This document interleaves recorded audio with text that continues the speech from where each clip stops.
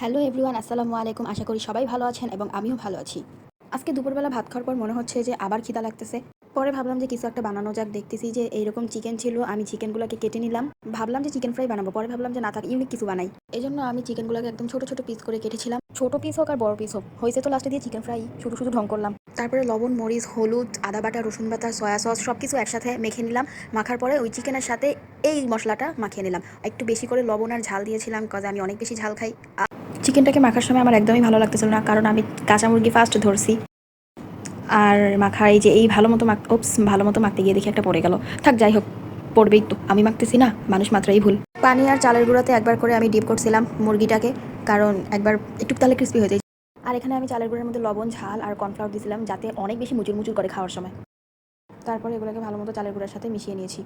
এখন আমি চিকেনগুলোকে চালের গুঁড়ার মধ্যে একটু ভালো মতো মিশিয়ে নিব।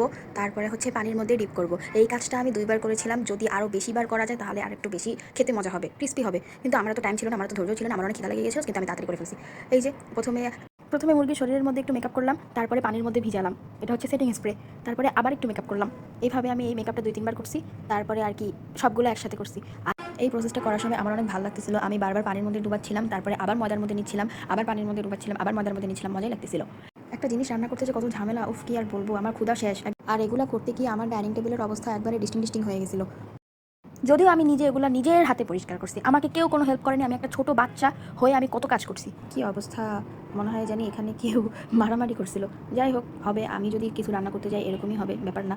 লাস্টে যে একটু আটা বেঁচে গেছিলো আর পানি, এগুলো ভাবতেছিলাম আমি কি করবো। পরে মনে পড়লো আমি আমার বেস্ট ফ্রেন্ডের জন্য একটা ফেস প্যাক বানাবো, তারপরে ওকে খাইয়ে দিব, তারপরে একটু মুখেও মাখতাম। এই যে আমি সবগুলো চিকেনের ভালো মতো মেরামত করছি, ভালো মতো মেকআপ করছি। এই পর্যায়ে আমরা এই চিকেনগুলোকে সুন্দর মতো কয়েকদিনের জন্য, জানি না কয়েকদিনের জন্য, আমরা ডিপ ফ্রিজে সংরক্ষণ করে রাখতে পারি, কিন্তু আমি রাখিনি।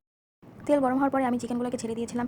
আর চুলার জাল একদম কমাই দিয়েছিলাম, যাতে বাহিরটা যদি পুড়ে যায় তাহলে ভিতরটা কাঁচা কাঁচা থেকে যায়, আর সেটা খাইতে একদমই মজা লাগে না। পুরাটা সুন্দর মতো হওয়ার পরে আমার চিকেন একদম রেডি। আমার কত ভাগ্য আমি ভিডিওটা করতে পারছি, নাহলে আমি যখন ভাজতেছিলাম তখনই সবগুলো খাওয়া শুরু করে দিয়েছিলাম। ভিডিও করার জন্য আমি জাস্ট এই এতটুকু বাঁচিয়ে রাখছিলাম, বাকি সব আমি খেয়ে ফেলছি।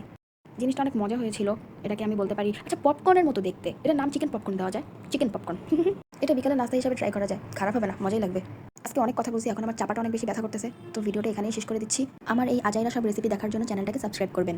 সবাই ভালো থাকবেন, টাটা, বাই বাই।